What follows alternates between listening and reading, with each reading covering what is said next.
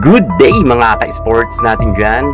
Ilang tulog na nga lang ay magsisimula na ang PVL Reinforced Conference kung saan talagang kaabang-abang ito. At lahat ng team ngayon ay kanya-kanya na nga silang lagayan ng mga malalakas na import. At ang tanong, pagdating naman sa ating paboritong team na Creamline Cool Smashers sa pagitan naman ng ating Phenom Superstar Alyssa Valdez at Gia Amazing, makikita na ba natin ang tandem?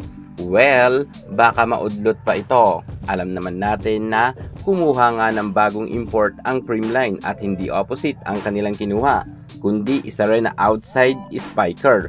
So, ibig sabihin, isa kilag Gemma Galanza at Alyssa Valdez ang uupo.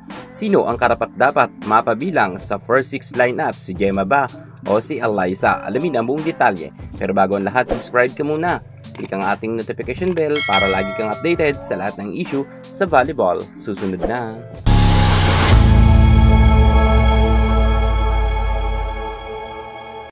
Creamline Cool Smashers new import, Courtney Xuan, isa sa mga malakas na import ayon nga sa mga bali-balita. Ngunit sa kabilang banda, dahil outside hitter siya sa pagitan ni Alyssa Valdez at ng ating Queen Darna Gemma Galanza, isa sa kanilang dalawa ay mamamahinga muna or uupo. Sino ang karapat-dapat na ibabad ni Coach Sharon Meneses? Si Phenom Superstar Alyssa Valdez ba or ang ating Queen Darna Gemma Galanza? So, ibig sabihin, malakas ang Creamline Cool Smashers dahil outside hitter ang kanilang kinuha, pero mababang kunga ang isang star player nila.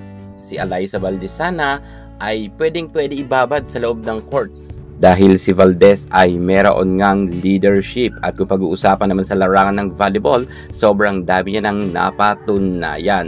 Pero magiging honest tayo mga ka-sports sa kasalukuyan, kung saan si Valdez nga ay medyo nagiging off na sa kanyang receiving department at mukha nga talagang medyo siya talaga ang pinupunteriya kasi ng mga kalaban. Hirap na hirap rin raw pumunto si Alyssa Valdez, pero naniniwala ako na narito pa rin ang angkin kagalingan ni Alyssa Valdez. Lalo na gustong-gusto ko talaga makita ang tandem sana ni Gia Amazing at ni Alyssa Valdez. Pero hindi ito siguro muna mangyayari, no? Kasi si Gemma Galanza, solid na solid kasi ang kanyang floor defense at maliksi kumilos at mabilis pumalo.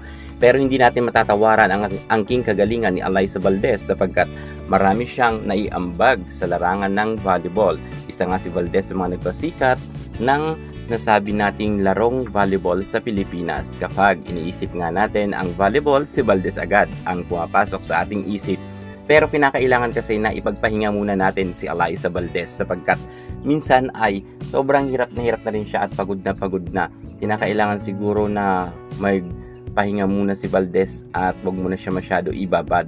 Clutch queen naman siya, ibabad na lang siya kapag kailangan talaga. Pero para sa akin kasi, gusto ko sana talaga makita si Alyssa Valdez at Gia Amazing na maglaro nga. Pero ngayon parang gusto ko muna si Gemma Galanza na muna ang ipasok natin dahil nang nakaraan PVL Invitational, si Gemma Galanza nga ang umangat bilang outside hitter. Pero ng PVL on tour naman, si Valdez naman ang namayagpag. Kaya't sa dalawang ito, kung sino man ang ibabad ni Coach Sharon Meneses ay pasok na pasok naman to sa ating panlasa. Pero sana ipagpahinga muna si Valdez nga para sa akin na kahit love natin yan si Valdez, pahinga muna siya. Si Gemma na muna ang ating ibabad dahil bata pa nga ito. Saka na natin ipasok si Alyssa pag All-Filipino Conference na. Ikaw, sino ang gusto ninyong mapasama sa first 6 lineup sa PVL Reinforced Conference? Comment na kayo sa baba. Thank you so much. God bless.